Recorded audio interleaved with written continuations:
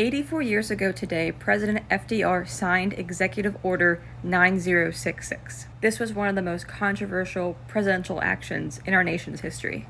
Hi, I'm Madeline Firestein, trained historian and criminologist. After Pearl Harbor on December 7, 1941, the United States forcibly relocated thousands, tens of thousands, Japanese Americans to these internment camps and designated exclusion zones where they would not be allowed to live. This operation is one of the biggest stains on American history. Many white Americans could not believe that people of Japanese heritage or who were born in Japan would be loyal to the United States now that the United States had declared war on Japan. There was also all this fear about espionage and spies, but in reality, that was a very small threat, and compared to the German and Italian spies, the United States did not face nearly the same threats of espionage as we did in Europe.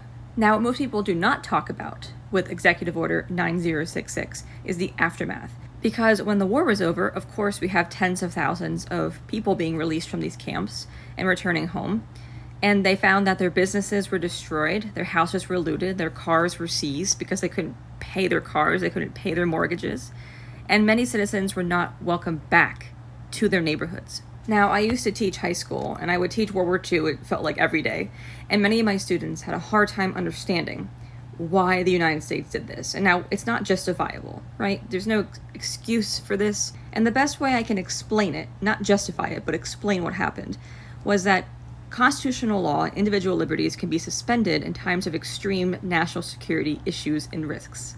But let's keep in mind, we also declared war in Europe, so we didn't inter the millions of German Americans or millions of Italian Americans, right?